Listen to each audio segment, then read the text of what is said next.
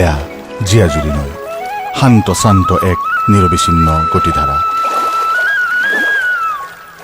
অথচ ইয়াৰ ৰূপোৱালী পানীত লিপিবদ্ধ হৈ আছে মৌজুলি গাঁৱৰ দুৰ্বিষহ বেদনাৰ পঞ্জীভূত অধ্যায়, য'ত কাৰোবাৰ হাঁহি কান্দোন সুখ দুখ পোৱা নোপোৱাৰ ৰুদ্ধ বেদনাৰ লগতে কোনো এচামত হিংসা বিদ্বেষে জন্ম দিয়া এক জঘন্য ঘটনাৰ অলিখিত ইতিহাস, যাৰ নাম ইপাৰ সিপাৰ। মই চুপ নাথাকো, সঁচা কথা মই কমেই। মই মৰি যাম, কিন্তু কোনো কাৰণতে সেই নৰপিশাচটোৰ লগত বন্ধুত্ব নহ'ব। তহঁতে যিমানেই চেষ্টা নকৰ কিয় মোক গলাব নোৱাৰিবি।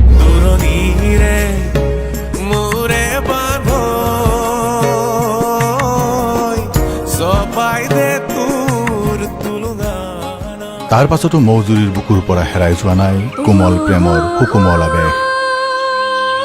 লুণ্ঠিত মানৱতাই থান বান কৰা কোনোবা ডেকা গাভৰুৰ বঞ্চিত প্ৰেমৰ ভগ্ন হৃদয়ে কঢ়িয়াই আনে নতুন প্ৰেমৰ বতৰা। আৰু তাতেই তুমি ইমান দুষ্ট কিয়? ভাল লাগে, দুষ্টালি নকৰিলে প্ৰেম কৰিছো যেন নালাগে যে।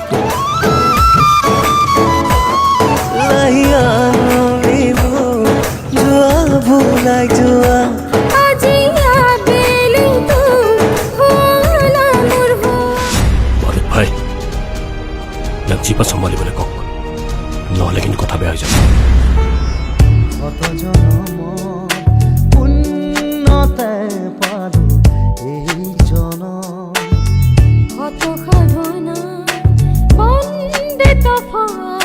তথাপি শান্ত নহয় মৌজুৰীৰ অশান্ত বতাহ, অন্তহীন হতাশাত পংগুপ্ৰায় কোনোবাই এতিয়াও ডিঙি মেলি চাই নতুন আশালৈ।